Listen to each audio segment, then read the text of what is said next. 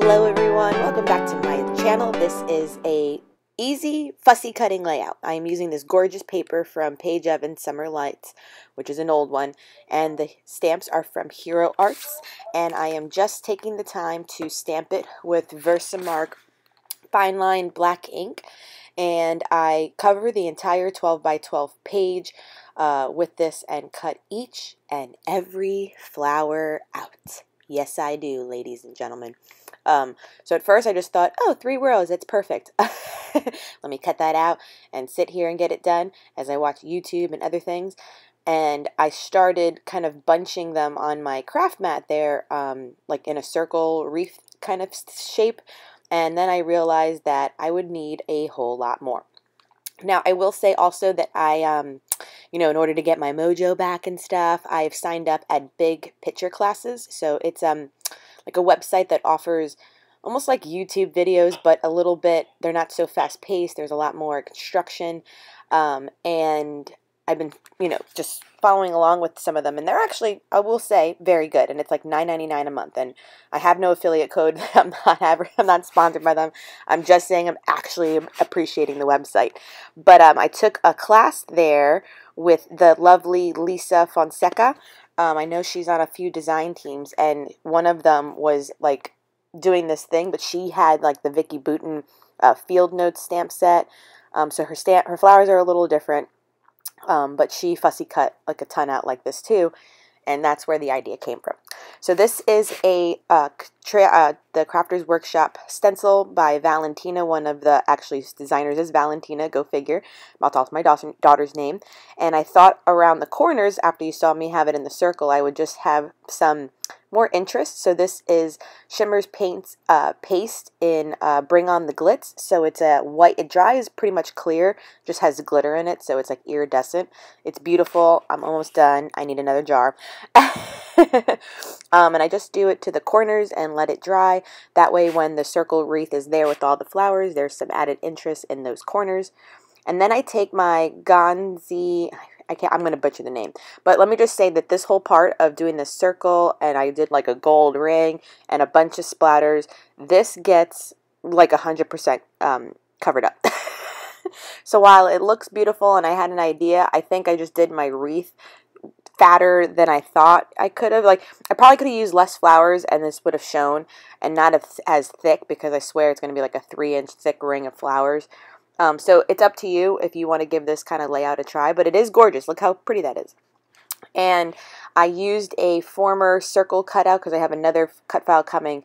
So I had a circle, and that's how I cut my picture of Valentina out so perfectly in a round shape except for the bottom.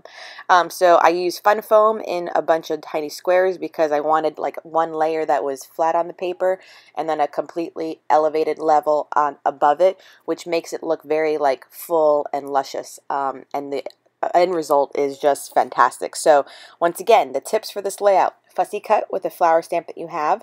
And I would say a stamp flower too, that you have at least 2 variations on the flower because you want this size. I think it looks good with the size variation. And then use fun foam or pop dots and kind of give it dimension, and the end result is really, really nice.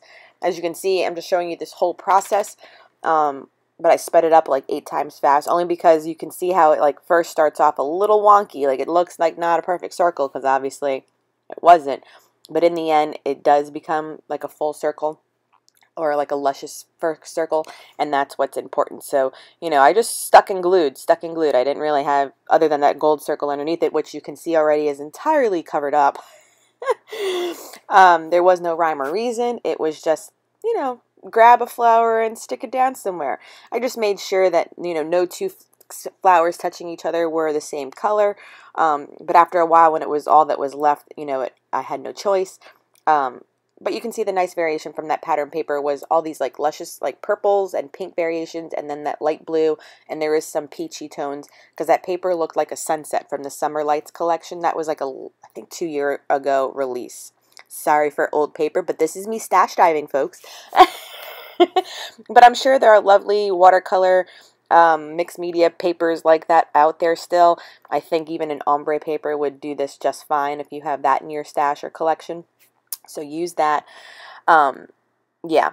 So then I go in making sure that my picture will get nestled into the flowers, so I made sure I had enough to kind of do a little bit overlay on them.